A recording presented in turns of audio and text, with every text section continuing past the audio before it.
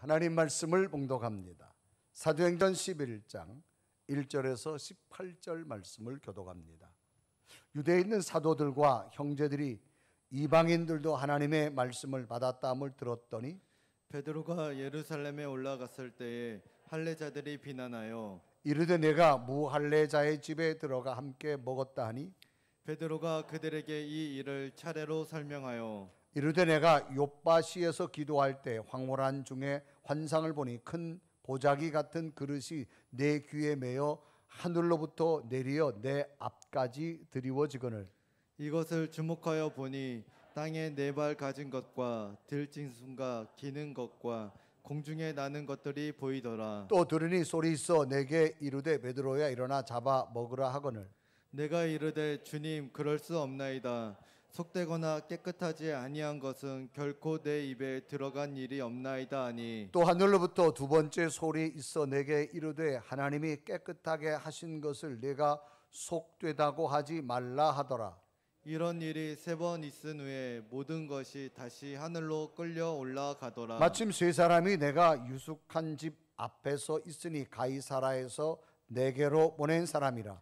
성령이 내게 명하사 아무 의심 말고 함께 가라 하시매 이 여섯 형제도 나와 함께 가서 그 사람의 집에 들어가니 그가 우리에게 말하기를 천사가 내 집에 서서 말하되 내가 사람을 욥바에 보내어 베드로라는 시몬을 청하라.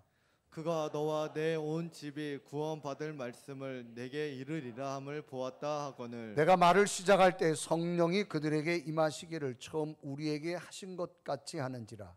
내가 주의 말씀에 요한은 물로 세례를 베풀었으나 너희는 성령으로 세례를 받으리라 하신 것이 생각났노라. 그런즉 하나님이 우리가 주 예수 그리스도를 믿을 때 주신 것과 같은 선물을 그들에게도 주셨으니 내가 누구에게 하나님을 능히 맡겠느냐 하더라. 그들이 이 말을 듣고 잠잠하여 하나님께 영광을 돌려 이르되 그러면 하나님께서 이방인에게도 생명 얻는 회개를 주셨다 하니라. 아멘. 아멘. 아멘. 오늘 예배 가운데 성령의 능력이 여러분에게 임하기를 주님의 이름으로 축복합니다. 아멘. 성경의 키포인트는 하나님에 관한 책입니다. 상상할 수도 없는 일들, 사건들, 하나님의 계획이 성경책에 기록되어 있습니다. 이런 하나님에 대해서 우리가 성경에서 읽고 듣다가 확실하게 인식되지 않는 하나님에 관한 소개가 있는데 그것이 바로 삼위일체라고 하는 교리입니다. 하나님은 한 분인데 각각 다른 모습으로 나타나는 겁니다. 그러니까 삼위일체라는 뜻이 뭐냐? 세 가지의 것이 하나의 목적을 위해 통합되어 나타나는 겁니다. 각각 다른데 목적은 하나로 되어져 나타나는 것 삼위일체라고 말합니다. 성경은 하나님 존재로 소개합니다. 또 아들의 모습 예수님으로 소개합니다.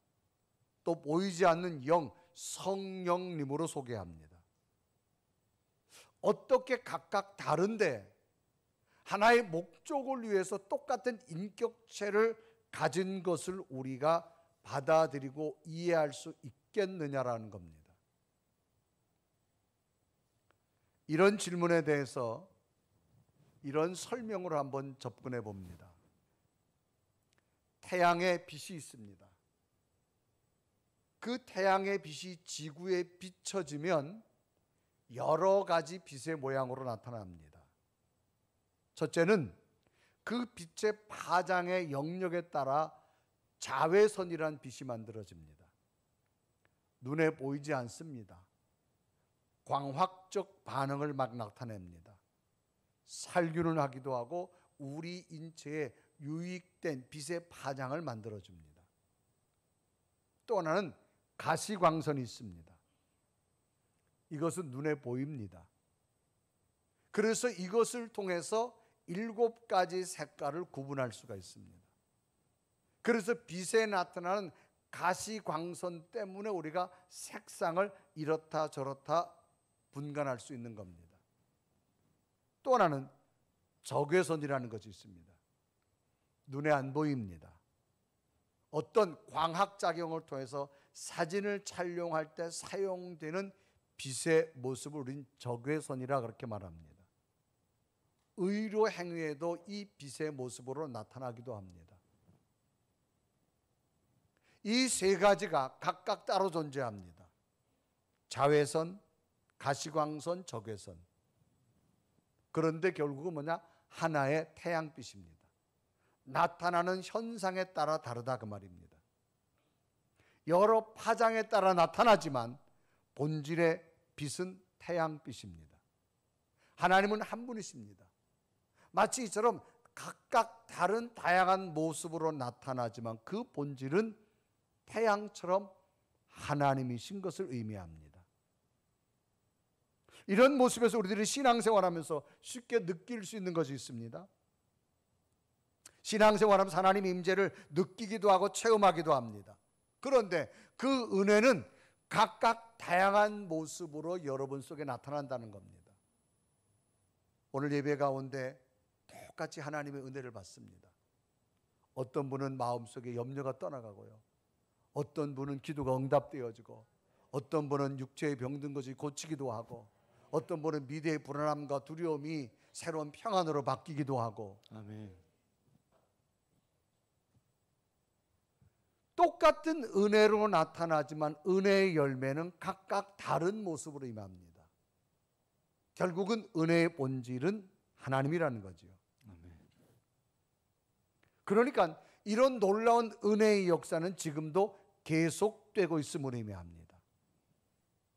사도행전은 이렇게 다양하게 펼쳐져가는 하나님의 구원적 역사를 점차적으로 전개하면서 이제는 그 구원의 역사가 유대인들만의 하나님인 줄 알았는데 그것을 넘어서 이방인들까지 구원의 역사, 성령의 역사가 나타나고 있음을 사도행전은 소개합니다. 그래서 사도행전 10장은 베드로가 가이사라에 가게 되어지고 이방인 고넬료의 가정에 들어가서 말씀을 증거할 때 성령이 임하게 되어지는 걸 목격합니다. 그래서 사도행전 10장 44절은 기록하죠. 베드로가 이 말을 할 때 성령이 말씀을 듣는 모든 사람에게 내려오시니라고 기록합니다. 유대인들만에게 임하는 줄 하나님의 능력인 줄 알았는데 이제는 유대인을 넘어서 이방인들까지 성령이 임하는 걸 보자 사람들이 놀라기를 시작합니다. 그래서 사도행전 10장 45절은 기록합니다. 베드로와 함께 온 할례 받은 신자들이 이방인들에게도 성령 부어 주심으로 말미암아 놀라니라고 기록합니다. 많은 사람이 성령이 지금 이 고넬료 이방인 가정에 임하는 것 보고 사람들이 놀라기 시작합니다. 그런데 이 놀라운 사건, 이방인에게도 성령이 임하는 것이 예루살렘에 있는 교회 성도들, 정통 유대인들에게까지 소문이 들려갑니다.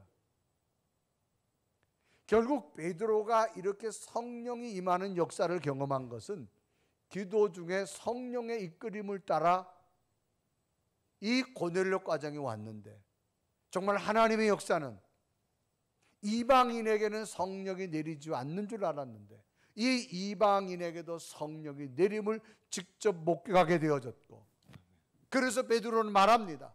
이것은 지금도 멈출 수 없는 하나님의 능력이라고 말하면서 아멘. 오늘도 예배하는 여러분에게 성령님은 오늘 우리에게도 동일하게 멈추지 않고 역사합니다. 아멘. 이런 성령의 역사가 오늘도 가정에서나 온라인 예배한 여러분에게 임하기를 주님의 이름으로 축복합니다. 아멘. 그러면 이처럼 성령의 역사가 멈출 수 없는 하나님의 능력으로 나타났을 때 어떤 현상들이 나타났을까? 첫째는 비난이 왔습니다. 여러분, 비난이란 말이 뭐냐? 남의 잘못이나 결점을 책잡아서 나쁘게 말하는 겁니다. 그걸 비난이라고 말합니다.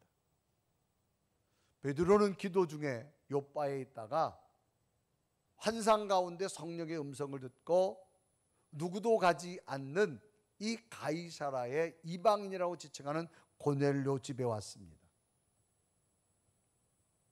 그래서 그곳에서 성령이 내리는 걸 직접 목격합니다.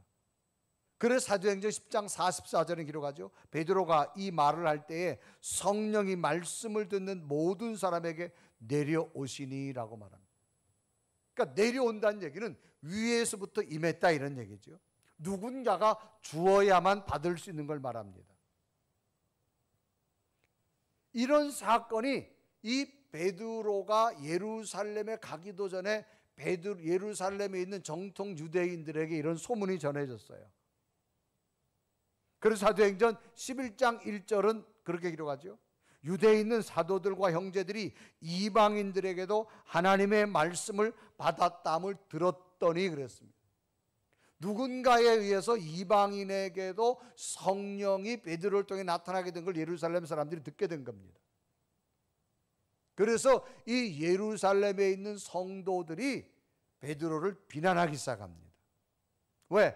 자기들만이 하나님의 백성이고 자기들만의 하나님의 영이 임하는 줄 알았는데 이제는 감히 이방인들에게까지도 성령의 역사함을 나타났다는 이야기를 듣고 베드로가 잘못됐다고 베드로를 향해서 비난하기 시작합니다. 그래서 이 성경을 보면 이 정통 유대인들은 아브라함의 후손으로 자기들만의 할례받은 자라고 말합니다. 그런데 이방인 할례받지 못한 자로 구분합니다.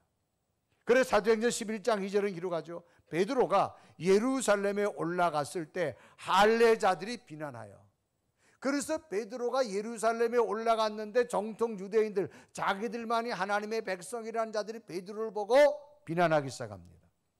여기서 비난이라는 말은 베드로의 행위에 대해서 그냥 단지 나쁘다 그렇게 말하는 것이 아닙니다. 어떤 문제점만 제기하는 것이 아니라 이미 그것은 나쁜 것을 인정하고 정죄합니다. 그리고 어떤 결론을 내리기 위해서 집요하게 따져가는 것을 비난이라 그렇게 말합니다. 어떤 문제의 답을 내놓았어요. 당신 이렇게 나쁘다. 그러니까 가정을 해놓고 이 나쁜 것을 계속 분석하고 따져서 여기에다가 나쁜 것에 맞추어 주려고 하는 것이 비난이라고 말합니다. 이 비난의 내용은 하나입니다. 우리에게만 성령이 내린 줄 알았는데 이방인에게도 성령이 내렸다? 베드로를 통해서 나쁘다. 그러면서 베드로의 잘못을 이제 집요하게 나가는, 첫째가 베드로 너는 유대인인데 왜 이방 사람 집에 가서 함께 밥을 먹었냐 이런 얘기입니다. 이때 정통 유대인들은 이방 사람과 어울리지 않습니다. 식사도 하지 않습니다. 식사하면 법에 위배됩니다. 그래서 오늘 사도행전 11장 3절에 비난하면서 이런 말을 하죠. 이르되 네가 무할례자의 집에 들어가 함께 먹었다. 그러니까 할례받지 않은 이방 사람 집에 들어가 왜 밥 먹었냐 그런 얘기입니다. 당시 유대법은, 율법은 이 할례받은 자, 선택받은 자들이 할례받지 않은 이방 사람과 식사하면 안 됩니다. 이거를 문제를 제기합니다. 왜? 정답을 먼저 만들어 놨기 때문에. 그래서 이 베드로는 자기가 가이사라에 가서 그렇게 할 수밖에 없었던 일을 설명합니다. 그래서 이제 11장 4절부터 보면 이렇게 이야기하죠. 내가 요바에 있다가 기도하는 중에 갑자기 하늘에 환상이 보여서 하늘에 보서 보자기 같은 그릇이 떨어지는데 거기에 4발 가진 짐승이 있더라. 구약시대 율법에는 4발 가진 짐승은 부정하다 그러면 먹지 않았어요. 그래서 내가 먹지 않으려고 하니 하나님께서 말한다. 내가 깨끗하다고 하는데 왜 네가 부정하다고 말하느냐 그런 얘기입니다. 그래서 그 음식을 내가 안 받으려고 그랬는데 성령께서, 하나님께서 환상 가운데 내가 깨끗하다고 하는데 왜 네가 자꾸 깨끗하지 않다고 하느냐, 부정하다고 하느냐.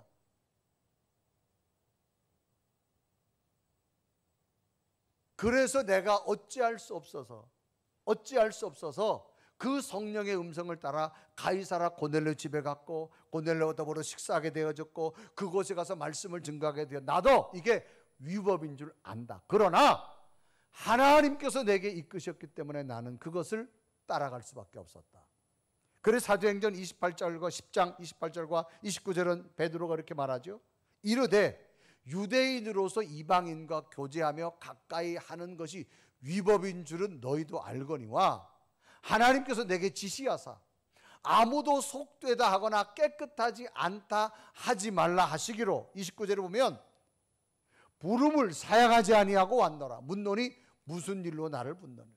그러니까 나도 유배되는 줄 알았지만 하나님께서 내게 말씀하셔서 내가 갔다, 그런 얘기입니다. 그러니까 베드로의 답변 이런 거예요. 모든 일은 하나님이 함께 하셨고 나는 하나님의 뜻을 따를 수밖에 없었다라는 겁니다. 그런데도 사람들은 비난합니다. 어떤 답을 만들어 놓고 자꾸 그것을 따지고 묻고 해가지고 그 나쁜 것에 대해서 목적에 더 다다르려고 합니다. 사람들이 왜 비난할까요? 자기의 뜻에 맞지 않을 때 사람들은 자꾸 비난합니다. 자기 기준에 맞지 않을 때 잘못됐다라고 말합니다. 지금 이 정통 유대인들은 자기 생각만 가지고 있습니다. 이들은 율법을 최고의 법으로 생각합니다. 그런데 하나님의 계획은 뭐예요? 이제 성령의 능력이 너희들뿐만 아니라 온 지구상에 너희들이 생각하는 할례받지 못한 이방인들까지 하나님께서는 복음을 증거하는 것이 하나님의 뜻입니다. 그런데 이들은 자기의 뜻과 자기 생각만 가지고 하나님의 뜻을 외면한 채에 비난하기 시작합니다. 사람은 생각이 다 달라요. 사람의 특징은, 그런데 사람은 자기 생각만 가지고 자기 기준만 가지고 판단합니다. 그래서 남을 비난하기 시작합니다. 적어도 남을 비난하기 전에 우리는 더 넓은 생각을 한번 가져야 되고 더 넓은 하나님의 뜻을 찾을 수 있는 지혜가 필요합니다. 아멘 좀 해요. 아멘. 그 예를 누가복음 15장에 보면 탕자의 비유가 나옵니다. 한 집에 아들 둘이 있는데 둘째 아들이 똑똑해서 아버지가 돌아가시기도 전에 재산을 받아가지고 먼 타국으로 가지요. 가가지고 다 탕진합니다. 실패합니다. 이제는 먹을 것이 없어서 돼지들이 따먹을 수밖에 없는 쥐엄나무 열매를 먹다가 아버지 집에 가면 먹을 것이 많은데, 그렇게 생각하고 아버지 집에 있던 당장은 아들이었는데 내가 집에 돌아가면 아버지의 종으로 쳐줘도 좋겠다, 그런 마음을 가지고 왔어요. 그러니까 아버지는 죽었다고 생각했는데 아들이 돌아오니 송아지를 잡고 옷을 입히고 손에 가락지를 끼워주고 막 잔치를 베풉니다. 그런데 이때에 첫째 아들이 들에서 농사를 짓다고 집에 와보니 깜짝 놀랐어요. 갑자기 막 잔치를 벌리는데 소도 잡고 양도 잡고 막 풍악을 울리고, 가만 보고 나니까 자기 동생이 분명히 집을 뛰쳐나갈 때는 아버지로부터 유산을 다 받아가지고 갔는데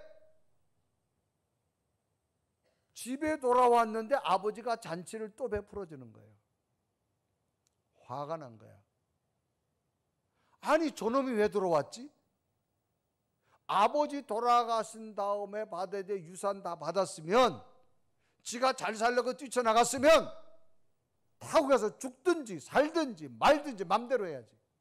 왜 다시 들어왔냐 그 말이에요. 근데 아버지는 내가 집에 있을 때는 나에게 소도 안 잡아주더니 아이 저놈은 지목 다 가져갔는데 왜 또 주냐 이 말이에요. 자기 생각과 계산에 안 맞는 거예요. 그래서 성경에 보면 이 큰아들이 막 화를 냅니다. 아버지가 들어와서 음식 먹자 그래도 안 먹는다고 말합니다. 그래서 누가복음 15장 28절에 말하죠. 그가 노하여 들어가고자 하지 아니하거늘 그랬습니다. 막 화를 내는, 저 나쁜 놈이라고, 동생을 향해서. 아버지도 이렇게 하면 안 된다고 말합니다. 저는 벌써 다 자기 몫을 가지고 갔는데 왜 또 주냐 그 말이지요. 그런데 아버지는 또 생각이 좀 달라요. 그래도 난 저놈이 죽은 줄 알았다. 그래도 살아 돌아온 게 너무 고맙다. 비록 내 것을 다 가져갔다 할지라도 나는 죽었다고 생각했는데 또 돌아와 살아와서 너무 감사하다. 그래서 아버지 것을 또 주는 겁니다. 그래서 누가복음 15장 24절에 말하죠. 이 내 아들은 죽었다가 다시 살았으며 내가 잃었다가 다시 얻었노라. 아버지의 생각과 큰아들의 생각이 다른 거예요. 사람은 다 생각이 달라요. 사람은 자기 생각에만 갇히면 남을 자꾸 비난합니다. 남을 정죄합니다. 지금 유대인들이 그런 모습이에요. 베드로가 잘못됐다는 겁니다. 그런데 하나님의 큰 계획은 뭐예요? 이방인들까지도 하나님의 복음이 들어가는 것이 하나님의 뜻입니다. 아멘. 죽었다가 돌아온 아들을 바라보는 아버지 마음이 뭐예요? 돈이 먼저 아니라는 거예요. 나는 죽었다고 생각했는데 살아온 아들이 더 기쁘다는 거예요. 첫째 아들은 뭐예요? 돈만 생각하잖아요. 저놈은 다 가지고 나갔다는 거예요. 그러니까 화를 낼 수밖에 없죠. 근데 아버지의 마음은 뭐예요? 돈이 다 전부가 아닌 거예요. 너희들이 잘 화목하게 살기를 원하는 것이 이 아버지의 마음이라는 거예요. 오늘 우리가 삶을 살아가면서 넘어질 때가 나를 여깁니다. 우린 다 자기 기준으로 말합니다. 자기 생각으로 평가합니다. 나를 내려놓을 때 하나님의 뜻이 보이고요. 아멘. 나를 내려놓을 때 하나님의 계획이 보이고요. 아멘. 나를 내려놓을 때 하나님이 살아계심이 깨닫게 될 줄로 믿습니다. 아멘.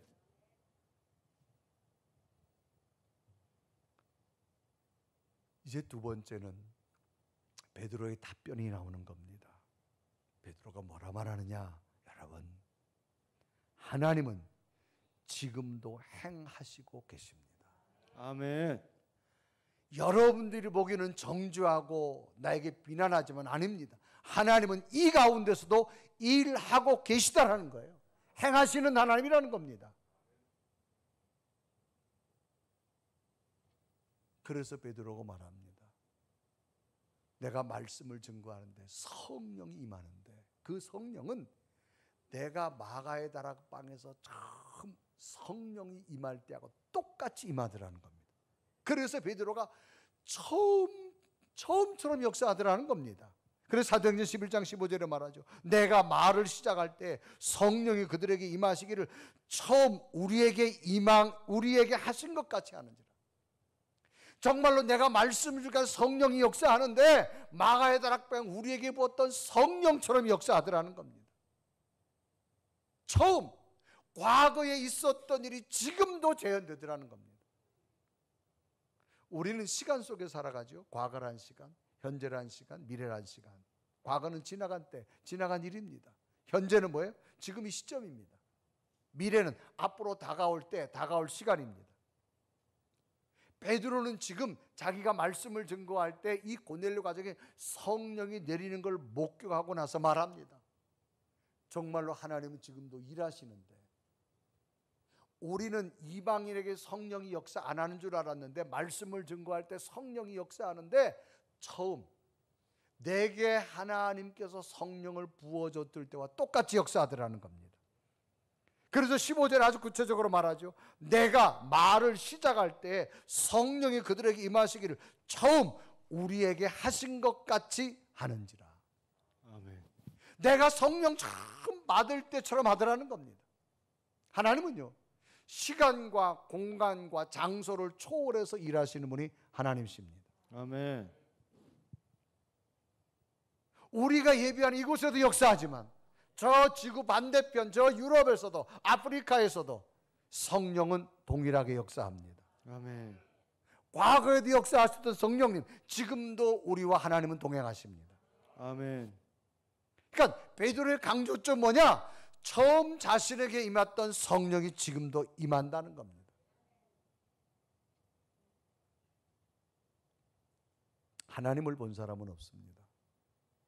하나님이 소개된 책이 성경입니다. 이 성경은 우리가 지금 한글로 된 번역된 성경을 가지고 있습니다. 처음에 히브리어, 헬라어 원문이 있습니다.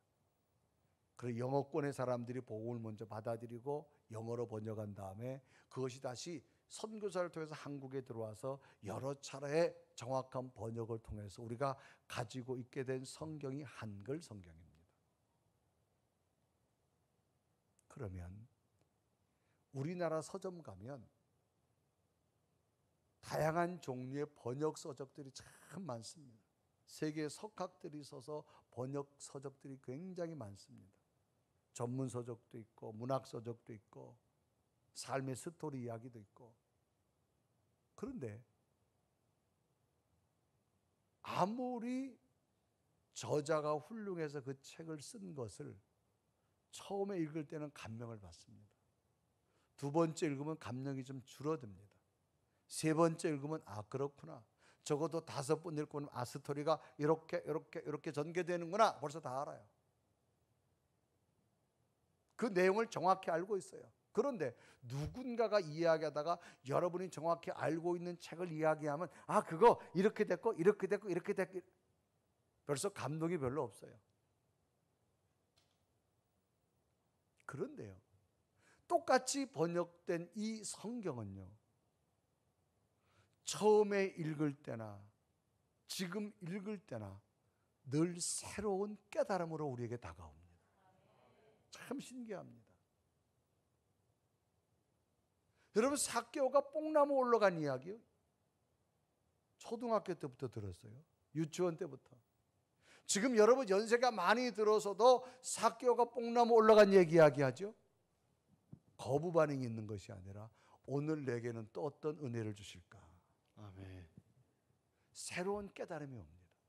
그러니까 성경은 매일 읽으면 읽을수록 마치 샘물이 나오는 것처럼요, 어제 똑같은 내용 읽어도 깨달음이 오고 오늘 또 깨달음이 다르고 오늘 다르고. 아멘. 아멘. 이게 뭐예요? 살아계신 하나님의 능력은 지금도 일하신다라고 하는 겁니다. 아멘. 참 신기합니다. 여러분이 힘들고 어려울 때 성경 말씀 읽어보세요. 그 말씀이 여러분에게 힘이 됩니다. 힘들고 어려울 때 말씀 묵상해보세요. 막 샘이 솟아납니다. 아멘. 왜? 하나님은 지금도 일하시기 때문입니다. 아멘. 그래서 베드로 말은 하나님은 지금도 일하신다고 말합니다. 믿으십시오. 아멘. 하나님은 지금도 일하고 계십니다. 아멘. 행하고 계십니다. 아멘.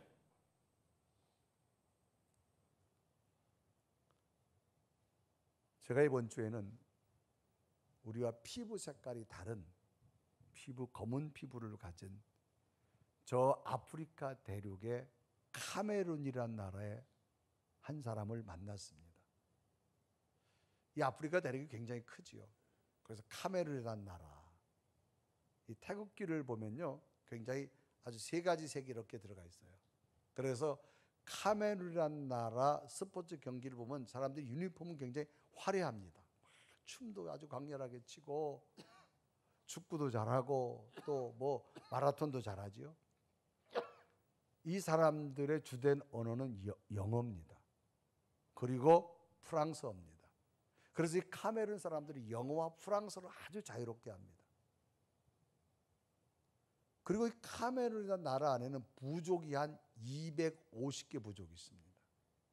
그래서 부족으로 형성되어졌습니다. 그런데 종교는 기독교가 70%입니다. 이슬람교가 20%입니다. 제가 이번 주 만난 분은 메르젤이라고 하는 사람입니다. 흑인 피부를 가진 분인데, 이분은 대학생 때 학교 안에서 한 여인 캐롤라인이라고 하는 여자 청년을 만났어요. 그러다가 두 사람이 사귀다가 이 캐롤라인이 교회를 열심히 다녀서 이 메르젤이라고 하는 청년이 그 자기 여자친구를 따라 교회를 갔어요. 그때 그 교회가 한국인이 하는 선교사가 하는 교회였어요. 거기서 은혜를 받고 두 사람이 결혼을 하기로 약속한 거예요. 그래서 집에 가서 이 남자가, 청년이 엄마하고 이제 부모한테 결혼을 승낙하니까 그 부모 내 눈에 흙이 들어가도 못한다. 한국적 표현으로 그거예요. 왜? 지금 이 여자 부족과 남자 부족이 아주 극과 극입니다. 아주 오랜 조상 때부터 이 두 부족은 만나면 안 되는 부족이에요. 그런데 지금 젊은 남녀가 지금 이제 서로 사랑해서 결혼한다니까 집안에서는 내 눈에 흙이 들어가도, 우리 표현으로 그런 거예요. 죽어도 안 된다는 거예요. 결혼 못 시켜주겠다는 거예요. 그러니까 이 두 젊은 청년이 기도하기 시작해요. 하나님, 우리 결혼하게 해주세요. 그러다가 이 한국인 선교사가 한국에 있는 대학하고 장학생으로 공부할 수 있는 연결을 시켜준 거예요.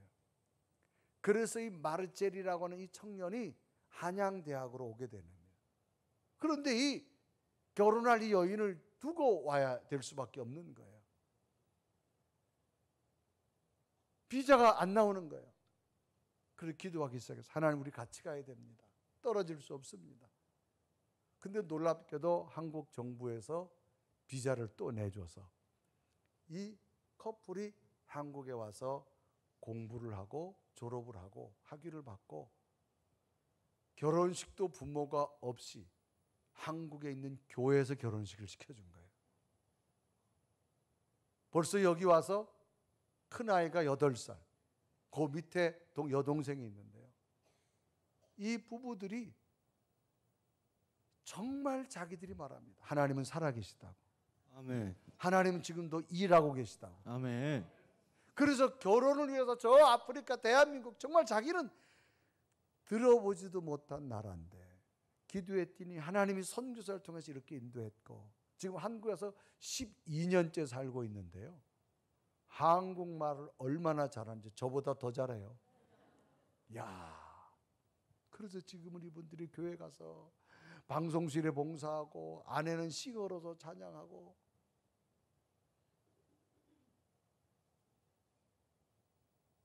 그러면서 이제 문화 얘기를 했어요. 제가 이런 질문을 했어요.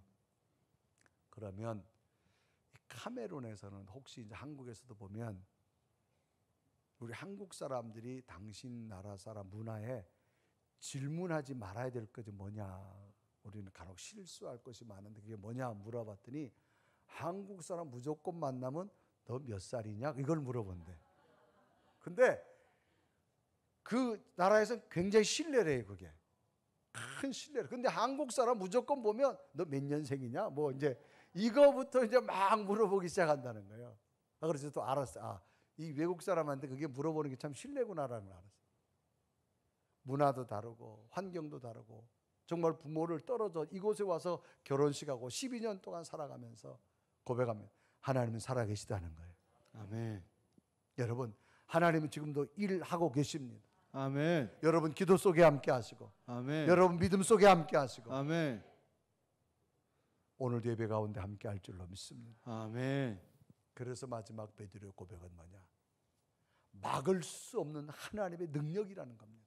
막을 수 없는 하나님의 능력.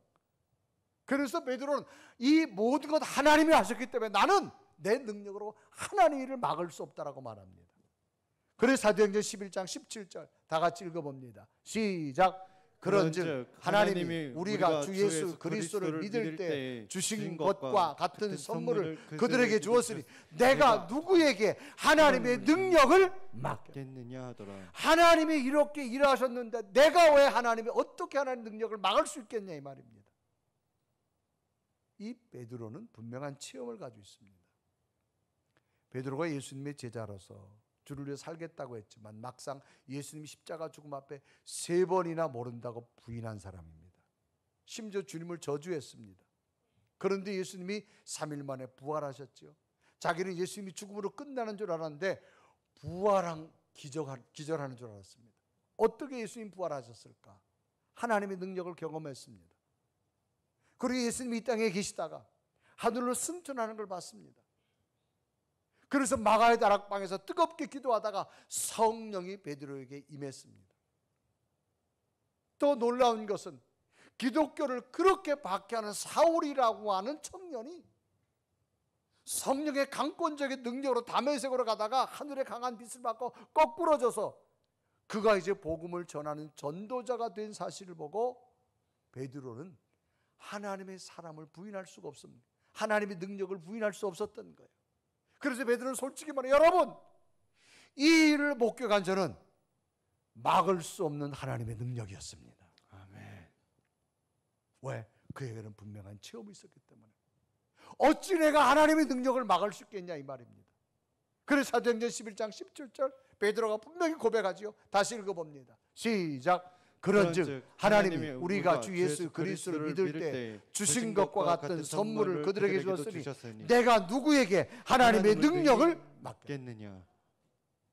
하나님은 지금도 일하십니다. 아멘. 지금도 계획하십니다. 아멘. 하나님의 계획을 막지 마세요. 아멘. 하나님 능력을 제한하지 마세요. 아멘. 여러분 가정을 통해 여러분 자녀를 통해서 여러분 미래에 놀라운 계획이 있음을 믿으십시오. 아멘. 하나님이 하시면 됩니다. 아멘. 그런데 우리는 믿음을 가졌다고 말하면서 우리의 생각과 우리의 판단으로 하나님의 능력을 자꾸 제한하기 시작합니다. 베드로는 처음 했습니다. 내게 이런 하나님의 놀라운 능력을 경험했기 때문에 이것 또한 하나님의 능력을 막을 길이 없다라고 말합니다. 여러분 막을 수 없는 하나님의 능력입니다. 이제 이방인에도 복음이 증거되는 것 하나님의 능력입니다. 아멘. 우리는 성령의 능력을 따라가야 됩니다. 아멘. 라고 고백하는 이 베드로의 고백. 오늘도 예배하는 여러분, 우리 속에 하나님 내 속에 분명히 계심을 믿으신다면 아멘. 어떤 비난 속에서도 일어나십시오. 아멘. 지금 행하시는 하나님의 능력을 붙드십시오. 아멘. 막을 수 없는 하나님의 능력이 여러분에게도 임하게 될 줄로 믿습니다. 아멘. 여러분 하나님의 위대한 계획을 여러분 생각으로 제한하지 마시고 여러분 판단으로 제한하지 마시고 믿음의 눈을 뜨고 하나님이 나를 통하여 계획하시는 것, 우리 자녀를 통해서 계획하시는 것, 내 미래를 설계하시는 것, 그 하나님 믿고 나아가십시오. 우리는 하나님의 능력을 막을 수 없습니다. 이런 놀라운 하나님의 능력이 오늘 예배하는 여러분에게 성령의 능력으로 함께하기를 주님의 이름으로 축복합니다. 아멘. 성령이 계시네 할렐루야 함께하시네 좋은 길을 걸으며 밤낮 기뻐하는 것 주의 영이 함께함이 성령이 계시라 성령이 계시네 할렐루야 함께하시네 좋은 길을 걸으며 밤낮 기뻐하는 것 주의 영이 함께함이라. 우리가 살다 보면 이런 경험 아마 있으실 거예요. 여러분 아침에 먼 거리를 운전하려고 하는데 운전대를 잡고 막 나서려고 하는데 갑자기 앞에 까마귀가 까까 우는 거예요. 그럼 여러분 느낌 어떠세요? 이게 뭐지? 라고 생각되는 분도 있을 거예요. 그런데 여러분 저 중동에 가잖아요. 까마귀는 길조입니다. 좋은 새예요. 엘리야가 광야에서 지쳤을 때 까마귀가 공급해 줬어요. 먹을 것을. 이거는 우리의 머리에 갇혀진 생각입니다. 우리의 생각으로 판단하지 마세요. 하나님이 함께 할 줄 믿습니다. 아멘. 까마귀가 까까 울어도 엘리야의 먹을 걸 공급하신 하나님 오늘도 내게 놀라운 일들을 안전 운행할 줄로 믿습니다. 아멘. 그리고 가세요. 괜히 마음 졸여가지고 그 운전 더 안 돼. 우리의 관념 지워버리세요. 어느 빌딩 가면 4층이 없더라. 통과를 막 하더라고. 왜? 죽을 살잖아. 누가 여러분 돈 4억 주면 안 받을까요? 그건 또 아니잖아. 우리의 고정관념 다 버리세요. 아멘. 하나님은 지금도 일하십니다. 아멘. 하나님이 주신 거 다 좋은 거예요. 유용하게 쓰면 될 줄로 믿습니다. 아멘. 소금이라는 성분 속에는요 맛도 내지만 그 짠맛을 빼면요 사람을 죽이는 독약처럼 되는 거예요. 그러니까 하나님 우리 주는 다 선하고 좋은 거예요. 내 편견, 내 생각 다 내려놓으시고 하나님은 지금도 일하십니다. 막을 수 없는 하나님 능력이 내게도 있음을 믿습니다. 아멘. 그 믿음 가지고 사십시오. 베드로의 고백입니다. 하나님 능력 막을 길이 없습니다. 우리의 생각과 우리의 편견과 우리의 생각을 뛰어넘는 하나님 놀라운 일, 내 마음속에 불안한 마음이 있다 할지라도 주님 이 시간 역사하면 내 불안이 떠나갈 줄 믿습니다. 아멘. 내 병든 것 주의 능력으로 고쳐질 줄 믿습니다. 우리 자녀들의 미래 하나님이 열어줄 줄로 믿습니다. 이런 하나님의 위대한 계획을 살아가는 여러분 됐으면 좋겠어요. 하나님 성령의 능력만이 가능합니다. 오늘도 내게 베드로에게 줬던 성령의 능력 내게도 부어주셔서 막을 수 없는 하나님의 놀라운 계획이 내 삶 가운데 우리 가정 속에 자녀들 속에 놀랍게 일어나기를 원합니다. 성령님 이 시간도 임하여 주옵소서. 우리 간절히 고백하며 기도드립니다. 살아계신 하나님 이 시간도 도와주시고 하나님 내게 은혜 주시옵소서.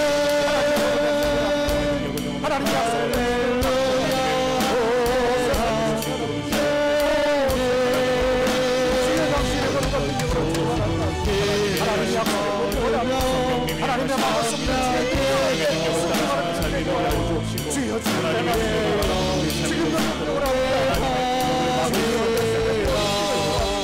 하나님의 사랑이 막을 수 없어. 하나님의 능력을 나에게 도와주옵소서. 하나님의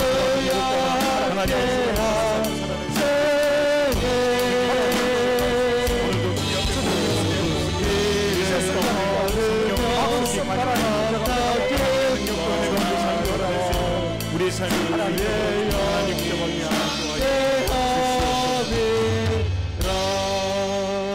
우리 두 손을 가슴에 댑니다. 살아계신 하나님, 오늘 하나님은 보이지 않지만 내 속에 함께 하셔서 지금도 동행하게 하시고 아멘. 막을 수 없는 하나님 능력이 내 속에 있게 하심을 감사합니다. 아멘. 믿음 생활할 때 사람은 내 생각에 맞지 않아 비난하고 나를 헐뜯을 때도 있지만 하나님 지금도 나를 통해 일하심을 믿고 일어서게 하여 주옵소서. 아멘. 내 마음의 불안한 마음, 근심, 염려 내 힘으로 물리칠 수 없지만 내 속에 성령님이 역사하여 다 떠나게 하여 주옵소서. 의학을 해결할 수 없는 질병도 이 시간 주의 능력으로 고쳐지게 하시고 인간의 한계를 뛰어넘는 우리 자녀들의 미래가 하나님의 위대한 계획 앞에 세워지게 하여 주옵시고 아멘. 하나님의 능력은 그 누구도 제한할 수도 없고 막을 수 없음을 믿습니다. 성령님이여 동행하여 주셔서 우리의 미래가 하나님의 기적이 되게 하여 주옵소서. 아멘. 예수 그리스도의 이름을 간절히 기도드리옵나이다. 아멘.